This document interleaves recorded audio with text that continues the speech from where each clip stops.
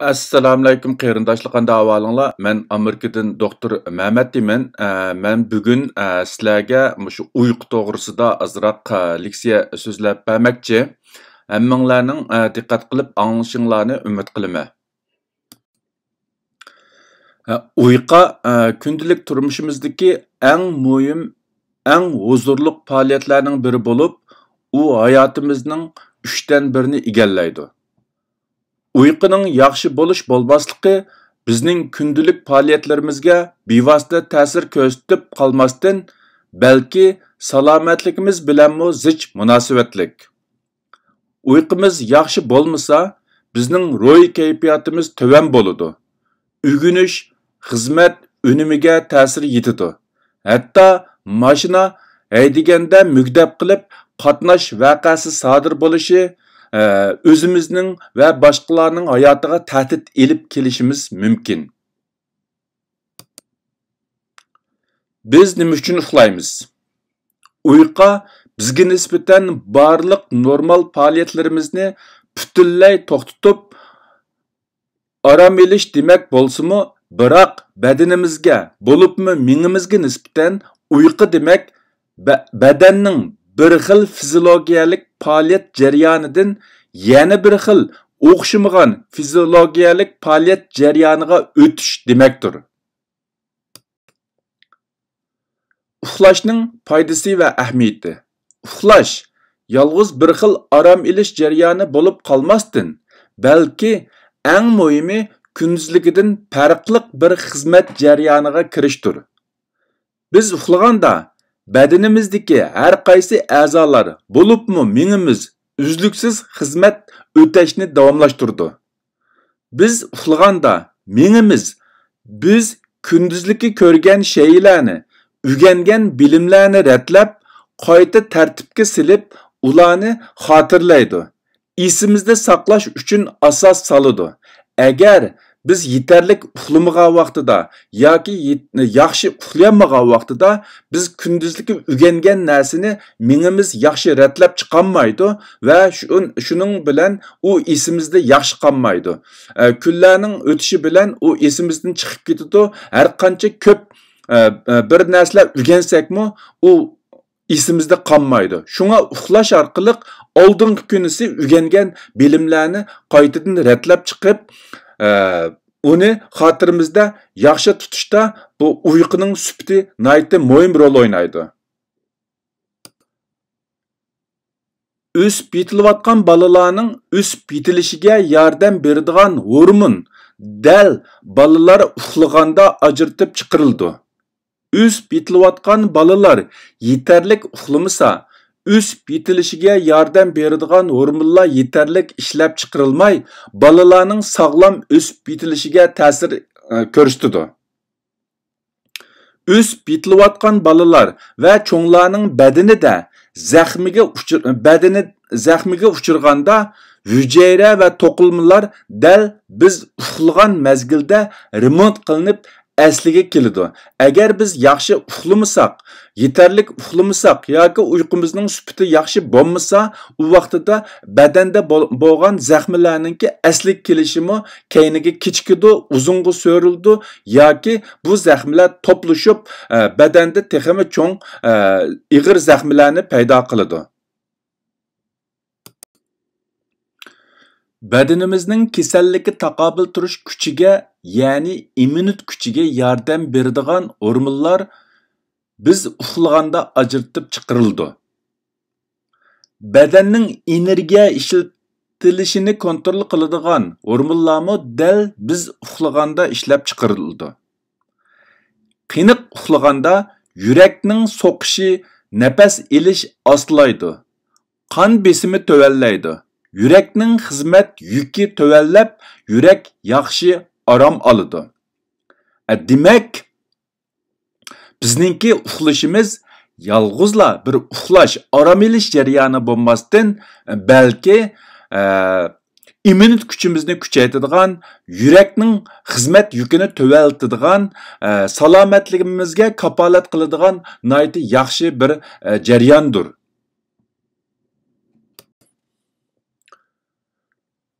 Uyquning turi va bosqichlari.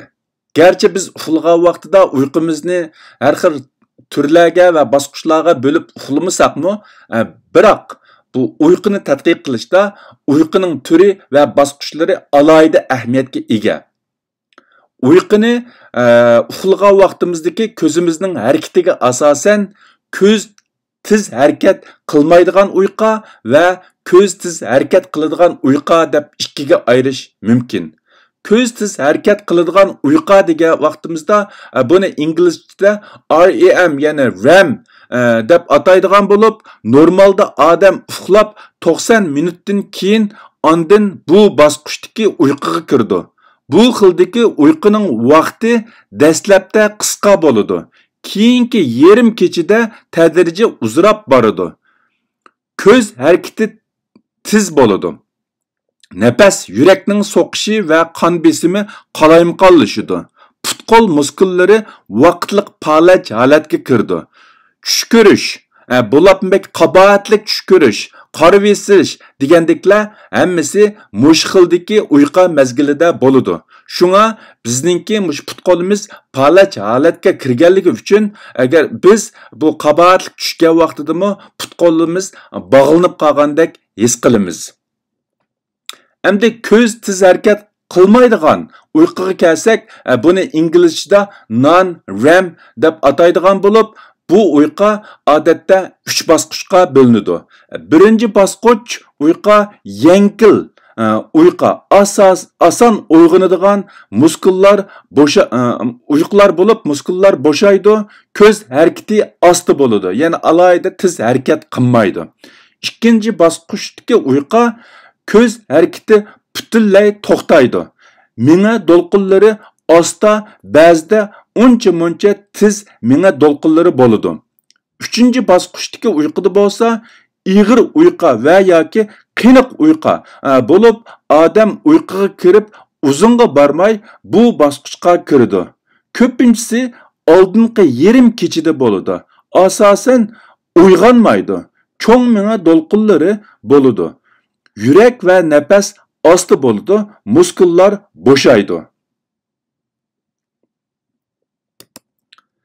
Bu rasmda ko'rsatilgani bir kechilik uyqu jarayoni bo'lib, bu rasmda ko'rganimizdagidek shu soldan o'ngga qarab, ya'ni biz uyquga kirgandan boshlab 8 soatlik uyqu jarayoni nayt tafsili ko'rsatilgan bo'lib, dastlabda yana biz mayli 10 da uxlayli, 11 da uxlayli yoki 12 da uxlayli, uyquninki birinchi soati asosan shu ko'zning harakati tiz harakat qilmaydigan, ya'ni non-REM uyqusi bo'lib, bu uyquda shu yuqorida men deb o'tgan 3 bosqichlik uyquning hammasi bo'ladi.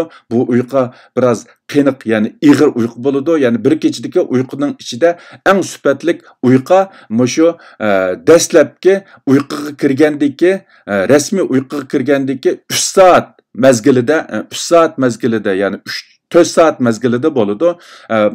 Bu rasmda ko'rganimizdek, bu 3-4 soatlik uyqu jarayonida shu yuqorida men deb o'tgan 3 bosqichlik uyquninki hammasi bo'ladi. Buni dastlabki yarim kechadagi uyqu deb hisoblaymiz. Anandan keyin bu rasmda ko'rsatilgandagidek keyingi yarim kechadagi uyquda, ya'ni 3-bosqichdagi qiynoq uyqu asosan bo'lmaydi. Uyqu bu mezgilda shu ko'zninki harakati tiz harakat qiladigan uyqu bosqichininki vaqti tadrijiy uzraydi. Anandan keyin degan, ya'ni biz 7-8 soat uxlagandan keyin uyg'onish mezgili kelgan vaqtida uyquninki 2 va 3 bosqichi bo'lmaydi, faqatla 1 bosqichi, ya'ni yengil, oson uyg'onadigan uyqu mezgili bo'ladi. Albatta ba'zi qarindoshlar balkim o'zdagi ahvolning buningga tamoman o'xshamaydiganligini his qilishi mumkin. Ya'ni oqshom uxlagan vaqtida yaxshi uxlay olmaydiganligi, deganda uyqusini ocholmaydiganligi, qo'polmaydiganligi ahvollar bo'lishi mumkin.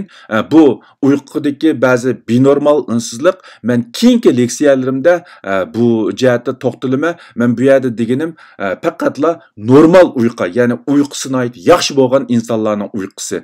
Agar uyquda binormallik bo'lsa yoki yaxshi uxlayolmaydigan anda avvallar bo'lsa, buningga tamoman mos kelishi notayin. Bu vaqtda men keyingi leksiyalarimda mushu uyqudagi normalsizliklarni so'zlagan vaqtida to'xtalib o'taman. Bu faqatla uyqudagi eng yaxshi, eng normal ko'riladigan uyquninki bosqichlari. Endi bizningki bu uyqumizni mushu badandagi uyquni kontrol qilgan bir gen tarafidan kontrol bo'ldigan bo'lib, bu uyqu yana mushu genninki sababidan badanda ajratilib chiqarilgan melatonin degan bir modda bilan zich munosabatlik. Bu melatonin, bu rasmda shu melatoninniki ajratilib chiqish jarayoni, ya'ni biz masalanga bu agarda normalda shu 9-10larda, kech soat 9-10larda uxlaydigan bo'lsak, bu rasmda ko'rayotganidek shu soat 8dan, ya'ni kech soat 8dan burun bu melatoninninki badanimizdagi ajratib chiqarish miqdori nihoyat tuvan bo'ladi. Andan keyin kech soat 8dan boshlab bu yuqorilashga boshlaydi. Ya'ni soat 2larga bo'lganda, 1-2larga bo'lgan vaqtida melatoninninki badandagi miqdori eng yuqori bosqichga berib, bu taxminan soat 4largacha davom qilishidi. Andan keyin 4dan keyin tuvallab atdigan soat 7da eng tuvan bosqichga keladi. Bu bizningki mushu badandagi melatonin miqdorininki mushu bir kunlik o'zgarish ahvoli bo'lib, mushu melatoninninki uyqu bilan zich munosabatligini, ya'ni uyquni kontrol qilishda nihoyat muhim rol o'ynaydiganligini ko'rib olamiz bu rasmdan. Mushu normal uxlaydigan, ya'ni kundalik xizmat hamma faoliyatlari, uyqulari dal joyida bo'ladigan odamlarningki badanidagi mushu melatonin, mushu uyquni kontrol qiladigan moddaninki kundalik ahvoli ko'rsatilgan.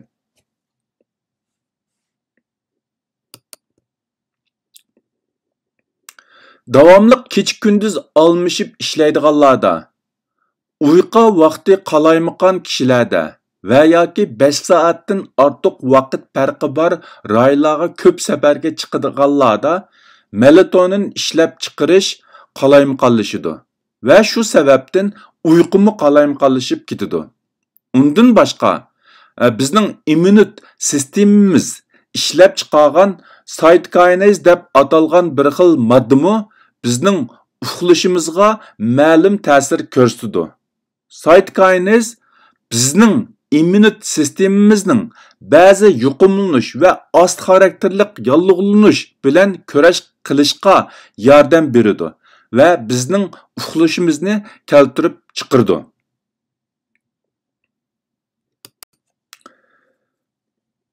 Yuqorqilardan qaragan vaqtida uyqu yolg'iz bir orom olish jarayoni bo'lmasdan, balki eng muhimi bizningki immunitet kuchimizni yaxshilash, ya'ni bizning sog'lom bo'lishimizda alohida ahamiyatga ega.